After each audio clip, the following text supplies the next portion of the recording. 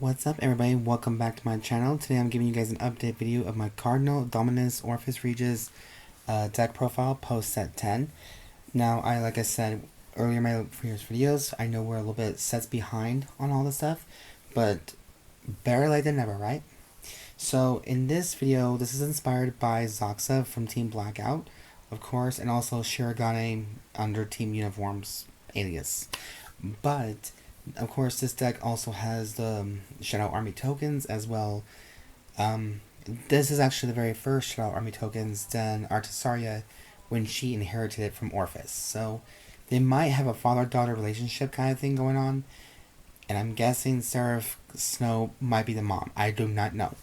But that's another mystery for another time. But I figured we start doing this video because this is the final deck profile video of the set 10 collection, and in the next video we'll be doing the beginning of set 11 with Dragon Empire. So the cycle will still be going on as long as it needs to. So without any further ado, let's just see what we cooked up in our video.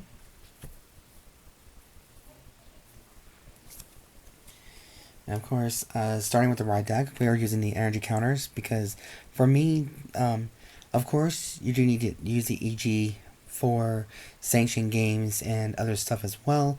That's very standard, as well as this. So energy generator, the generator, and the counter. So this is pretty standard, but a lot of people use the energy cards for the energy, the generator itself. So I just chose this one because it's just easy to keep track of the number of cards or the number of energy we do use in our decks. So in our decks and our costs and all that stuff. Now, for the ride deck, we're using, of course, Cardinal Fame Phovi. When this unit is brought upon, if you win second, draw one card. And then, for grade 1, we have Cardinal Noid Routis. When this unit is placed on Vanguard, search your deck for up to one world card, reveal it and put it into your hand, and shuffle the deck. During the battle, this unit boosted or attacked. If your world is Dark Knight or Abyssal Dark Knight, this unit gets 2,000 power, so it'll be an automatically 10k beat stick or a booster. Next, we have Cardinal Noid Cubisia. When a world is put into your order zone, choose one of your units and gets 5,000 power into a turn. During your turn, if your world is Abyssal Dark Knight, this unit gets 5,000 power. So it has to be Abyssal Dark Knight, not a regular Dark Knight card. Next, we have for grade 3 for the boss, we have Cardinal Dominus Orfist Regis. When this unit is placed on Vanguard, choose one of your up to one world card from your hand or drop and may put it into your order zone. When this card attacks, if your world is Abyssal Dark Knight, counterblast 1 and discard a card from your hand. And for every 2 world cards in your order zone, call up to 1 Shadow Army token to a rear guard circle. And this unit gets 5,000 power into the turn. Side effect: if there are 4 world cards, this unit gets 10,000 instead of 5,000. So that little bonus right there, which in this deck, it shouldn't be a problem to get all 4 world cards in the order zone anyways. So give or take on that. So that is the confirmed ride line for this deck.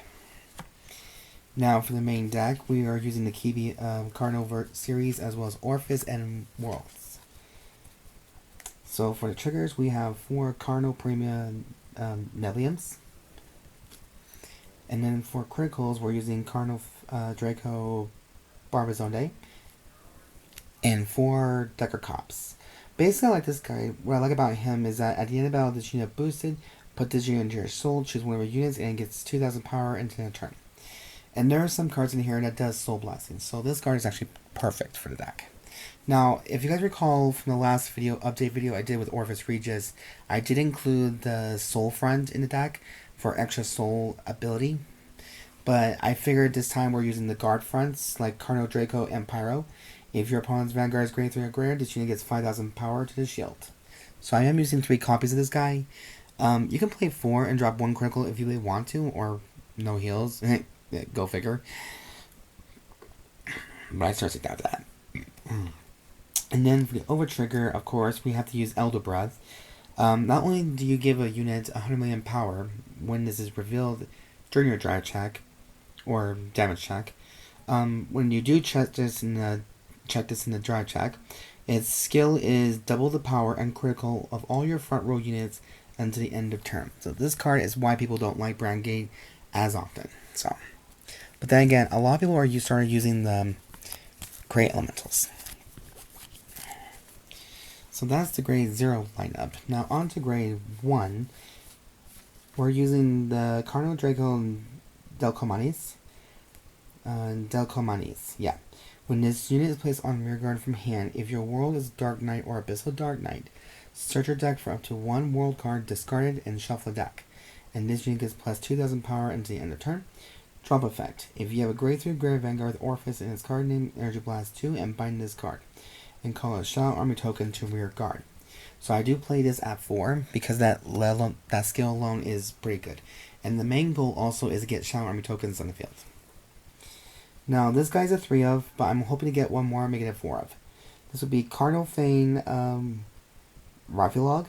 When this unit is placed on rear guard, if your world is Dark Knight or Abyssal Dark Knight, Energy Blast 3, look at the top 7 cards of your deck, choose up to 1 grade 3 card without the Regulus piece, or up to 1 world card from among them, reveal it and put it into your hand, and shuffle the deck. If your world is Dark Knight or Abyssal Dark Knight, this unit gets 5000 to his shield. So this card is an automatic 10k beat stick, extra card for protection, pretty much. Now that's for the Orfist support. Now we have for perfect cards, we have Violate Dragon at 3, because that's what Zakusa used in the anime, as well as 1 Elementaria Sanctitude. This card is a gem because not only is it a Blitz order, but it does act as a Citadel or a Sentinel perfect card. But the key thing is, if your opponent's Vanguard gains triple drive as being a key word, you can play this card for free without paying the cost of discarding a card. But it does act like a perfect card if your opponent does not have that. But at the end of its use, it's retired or removed from play. That's the only downfall. Now, here's a card as a promo, but I'm playing it at 3 just to test it out. 3 copies of Twilight Boundary. When this card is put into your order zone, if you choose a grade 3 card with Orfist in its card name from your right deck, and you may reveal it. If you reveal the card, or if you have a grade 3 Vanguard with Orfist in its card name, draw 1 card.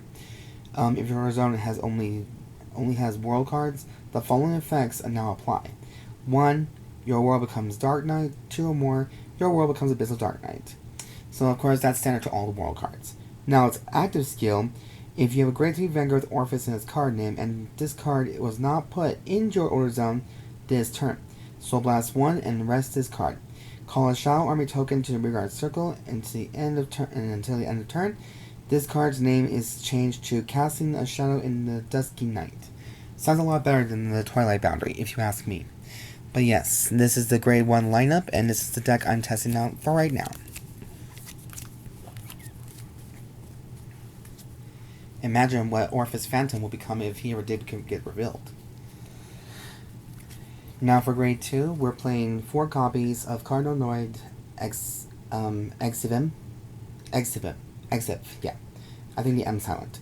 Now she has a drop ability. When your unit is retired from the rear guard circle, during your battle phase, if you have a grade 3 Grave Vanguard with Orfist in its card name, Energy Blast 2 and bind this card. Choose one of your retired cards, and you may put it into your hand.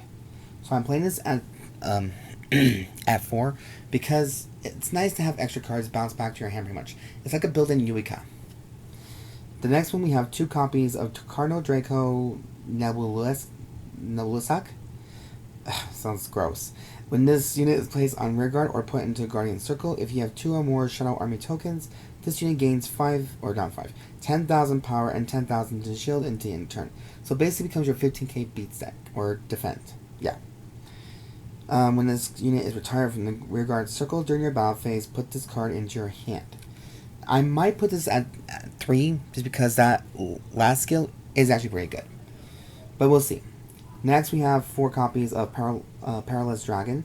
When this unit is placed on rearguard, if you have Vanguard with Orfist in its card name, which we do, Soul Blast 1, choose a world card with a different card name from the cards in your order zone and put it, or remove drop, and put it into your order zone. When this card is put into drop from rearguard or hand during your battle phase, if your world is Dark Knight or Abyssal Dark Knight, you may draw 1 card. So if you ask me, you don't need a draw trigger for this deck, because this deck does provide you some draws that come in handy without breaking the bank. Now for worlds, we have, of course, the very first one I think we like, Hallowed Moonlight Knight. Let's play this with a Soul Blast, and its main skill is, when this card is put into your order zone, you may draw 1 card, and the rest just follows. And then 2 copies of Eclipse Moonlight. This card is played with a Counterblast 1. When this card is put into your order zone, call a Shadow Army token to the rearguard circle. So that's just pretty much it right there for grade 2. You don't really need too many world cards. I know this deck it provides a lot, but let's give more love for the new monsters too. Now for grade 3, of course, we're using 3 more copies of Orfist Regis for Persona writing. And then we have the 1 copy of Overcoming an Eternity. Play this with a Soul Blast 2. Now this is really tricky. But its main skill is, if your order zone has world cards, the following effects can be defined according to the number of cards in your order zone. Let's see here.